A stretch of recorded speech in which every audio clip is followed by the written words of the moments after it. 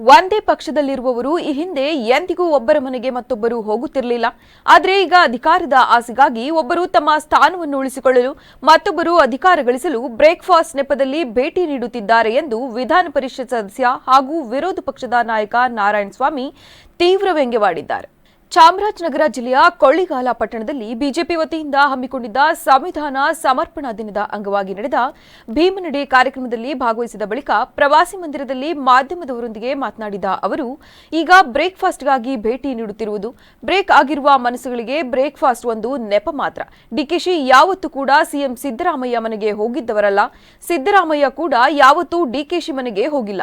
ಅಧಿಕಾರದ ಆಸೆಯಿಂದ ಸಿಎಂ ಸ್ಥಾನ ಉಳಿಸಿಕೊಳ್ಳಬೇಕು ಅಂತ ಅವರ ಮನೆಗೆ ಹೋಗಿದ್ದಾರೆ. ಬ್ರೇಕ್ಫಾಸ್ಟ್ ನೆಪ ಮಾತ್ರ. ಮನಸ್ಸುಗಳೇ ಬ್ರೇಕ್ ಆಗಿರುವಾಗ ಬ್ರೇಕ್ಫಾಸ್ಟ್ ತೇಪೆ ಹಚ್ಚುತ್ತಾ ಹೇಳಿ.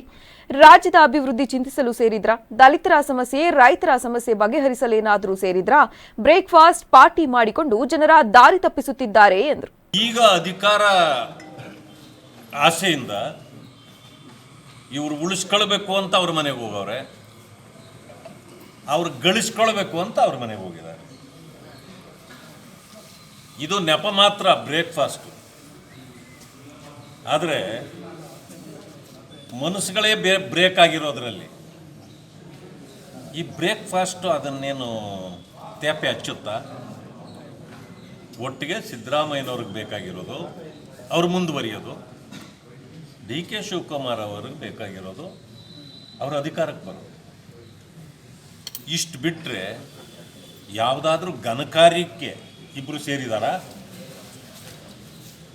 ರಾಜ್ಯದ ಅಭಿವೃದ್ಧಿ ಚಿಂತೆಗೆ ಮಾಡೋಕ್ಕೆ ಏನಾದರೂ ಸೇರಿದಾರ? ದಲಿತರ ಸಮಸ್ಯೆಗಳು, ರೈತರ ಸಮಸ್ಯೆಗಳು ನೂರಾರು ಬೀದಿಯಲ್ಲಿದ್ದಾರೆ, ಹೋರಾಟ ಮಾಡ್ತಿದ್ದಾರೆ. ಬೆಳೆಗಳ ಹಾನಿಯಾಗಿದೆ, ಹಣ ಕೊಡಬೇಕು. ಕಬ್ಬು ಬೆಳೆದವರಿಗೆ ಅನ್ಯಾಯ ಆಗ್ತಾ ಇದೆ.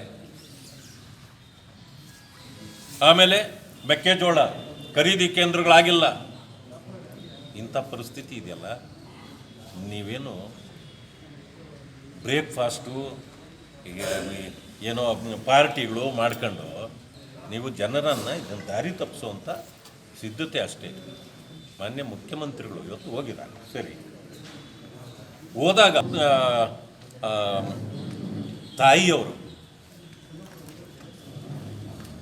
ಹಿಂದೆ ಒಂದು ವಿಡಿಯೋ ಬಿಟ್ಟಿದ್ದಾರೆ, ಅದನ್ನು ತೋರಿಸ್ಬೇಕು ಅವ್ರಿಗೆ.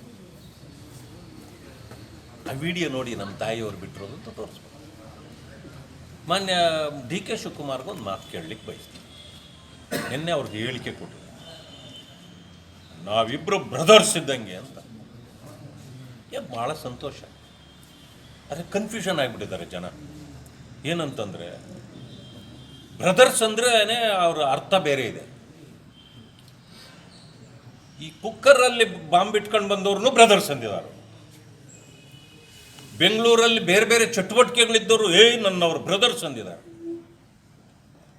ಈಗ ನೀವು ಅಂದಿರೋ ಬ್ರದರ್ಸ್ಗೂ ಅದಕ್ಕೂ ಏನಾದರೂ ವ್ಯತ್ಯಾಸ ಇದೆಯಾ? ಬ್ರದರ್ಸ್ ಯಾರು? ನಿಜವಾದ ಬ್ರದರ್ಸ್ ಯಾರು? ಇವಾಗ ಕನ್ಫ್ಯೂಷನ್ ಇದ್ದಾರೆ ಜನ. ನಾನು ತಿಳ್ಕೊಂಡಿರೋದು ಬ್ರದರ್ ಅಂತ ತಕ್ಷಣ ಡಿ ಕೆ ಸುರೇಶ್ ಅವರು, ನನಗೆ ಗೊತ್ತಿರೋದು. ಆದರೆ ತಿರುಗಿ ನೀವು ಪದೇ ಪದೇ ಬ್ರದರ್ಸ್ ಅಂತಂದರೆ ಯಾರು ಕರೆಕ್ಟಾಗಿ ದಯವಿಟ್ಟು ಈ ಜನರಿಗೆ ತಿಳಿ ಹೇಳಬೇಕು ಅಂತ ಹೇಳಿ ನಾನು ಅವರಲ್ಲಿ ಮನವಿ ಮಾಡಿ. ಸರ್, ಈ ಬ್ರೇಕ್ಫಾಸ್ಟ್ ಮೀಟಿಂಗಿಂದ ಈ ಕುರ್ಚಿ ಕದನಕ್ಕೆ ಬ್ರೇಕ್ ಬೀಳುತ್ತಾ ಅಥವಾ ಏನು ಸರ್? ನೋಡಿ, ಇವ್ರ ಕುರ್ಚಿ ಅವರಾದರೂ ಕಿತ್ಕೊಳ್ಳಿ, ಅವ್ರ ಕುರ್ಚಿ ಇವರಾದರೂ ಕಿತ್ಕೊಳ್ಳಿ. ಒಟ್ಟಿಗೆ ದಲಿತರಿಗೆ ಕುರ್ಚಿ ಇಲ್ಲ ಅನ್ನೋದನ್ನು ನೀವು ಸಾಬೀತು ಮಾಡಿಬಿಟ್ರಿ. 70 ವರ್ಷದಿಂದ ಹೋರಾಟ ಮಾಡ್ತಾರಲ್ಲಪ್ಪ ಅವರು. ಅವರ ಸಮಾಧಿ ಕಟ್ಟಿಬಿಟ್ರಲ್ಲ, ದಲಿತರ ಸಮಾಧಿಯನ್ನು ಕಾಂಗ್ರೆಸ್ ಪಾರ್ಟಿ ಸಂಪೂರ್ಣವಾಗಿ ಕಟ್ಟಿ ಆಯಿತು. ಅದರ ಮೇಲೆ ಒಂದು ಗಿಡ ನೆಟ್ಟು ನೀರು ಬಿಟ್ಟಾಯಿತು. ದಲಿತರ ಪರಿಸ್ಥಿತಿ ಕೇಳೋರಿಲ್ಲ ಕಾಂಗ್ರೆಸ್ಸಲ್ಲಿ. ಈಗ ನೋಡಿ, ಇನ್ನೊಂದು ಹೇಳಿರ್ತೀನಿ ನಿಮಗೆ, ಅದು ಅಧಿಕಾರ ಹಂಚಿಕೆ ಆಗುತ್ತೋ ಬಿಡುತ್ತೋ. ಈ ರೀಶಫಲ್ ಏನಾದರೂ ಆಗಿಬಿಡ್ಲಿ. ಈಗ